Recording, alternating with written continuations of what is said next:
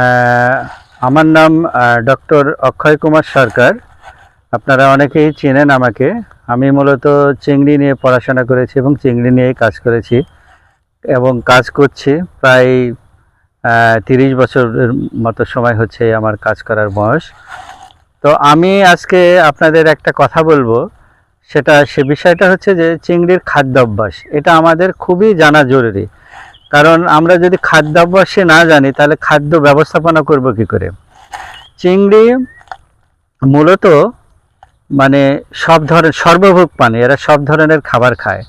আমরা যখন ট্র্যাডিশনাল যে ঘেরগুলো আছে সেইগুলোতে চিংড়ি শৈবাল খায়, তারপরে আপনার পচা জিনিসপত্র খায়, পোকামাকড় খায়, কাস্টাসিয়ান ছোট ছোট কাস্টাসিয়ান খায়, অনেক মাটির ভিতরে অনেক যে পোকামাকড়গুলো আছে সেইগুলো খায়। আর যদি আমরা চাষের ঘেরে যাই সেখানে দেখা যাচ্ছে যে চিংড়ি আপনার আমরা যে খাবার দিচ্ছি সেই খাবার খাচ্ছে।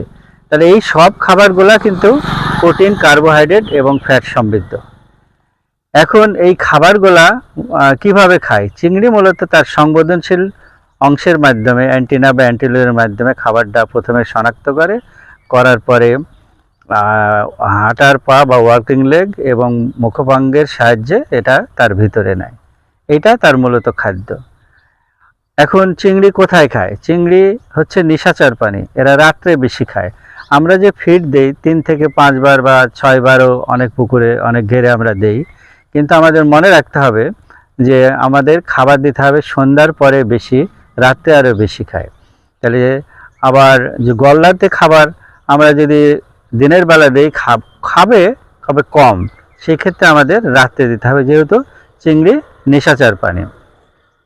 আর একটা হচ্ছে চিংড়ি কিন্তু ধীরে এবং কন্টিনিউয়াস খায়, এটা একবারে সব খাবে না। তার মানে এটা খাবারের যে কণিকাগুলা এইটা ধীরে ধীরে খাবে এবং সব সময় খেতে থাকবে, যার জন্য আপনাকে এক খাবার থেকে আর এক খাবার দেওয়ার যে গ্যাপ যাতে বেশি না হয়, সকালবেলা দিলেন আবার একবারে শেষ রাতে দিলেন এরকম না, এইটার গ্যাপ থাকা যাবে না। চিংড়ি চাষের একটা বড় সমস্যা হচ্ছে যে মোল্টিং সমস্যা। কারণ মোল্টিং সমস্যা মানে মোল্টিং দেওয়ার পরে চিংড়ি যেটা করে কি স্বজাতি ভোজী, একজন আরেকজনকে খেয়ে ফেলে। এই জিনিসটা আমাদের মাথার ভিতরে রাখতে হবে, না হলে দেখা যাচ্ছে যে খোলস দেওয়ার পরে প্রচুর চিংড়ি খেয়ে ফেলবে, আমরা অর্থনৈতিকভাবে লস করবো আর কি। তো চিংড়ির খোলস দেওয়ার জন্য কিছু উপাদান লাগে, যেমন ক্যালসিয়াম, ম্যাগনেসিয়াম, এগুলো আমাদের ঘেরে ওইভাবে পর্যাপ্ত পরিমাণ থাকে না। তার জন্য আমরা এই যে বায়োগেন বলে একটা প্রোডাক্ট আছে, এই বায়োগেন আমরা যদি চিংড়ি, এটা ইন্ডিয়ান প্রোডাক্ট, গ্লুকাস অ্যাগ্রোথেম প্রাইভেট লিমিটেড এই কোম্পানির প্রোডাক্ট। এটা বায়োগেন যদি নেই তাহলে পানি থেকে ক্যালসিয়াম নিতে পারবে এবং খোলস দেওয়ার পরে এটা তাড়াতাড়ি হবে।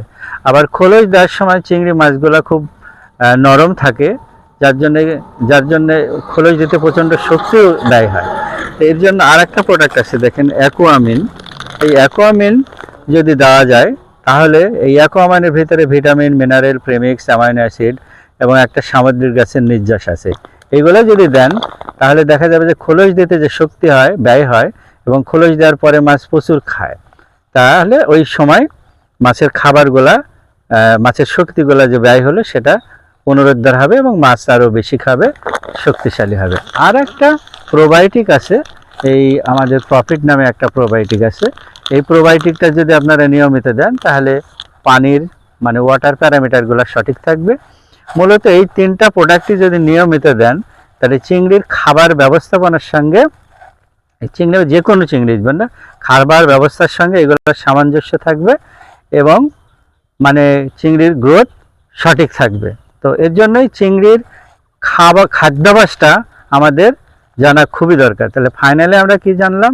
চিংড়ি হচ্ছে নিশাচর প্রাণী, চিংড়ি হচ্ছে সর্বভোগ, সব কিছুই খায়, পোকামাকড় থেকে শুরু করে প্লেট ফিড সবই খায়। চিংড়ি হচ্ছে স্বজাতিভোজী এবং চিংড়ি খাবার শনাক্ত করে এবং চোখে দেখার চাইতে শনাক্ত করেই খাবার বেশি সংগ্রহ করে।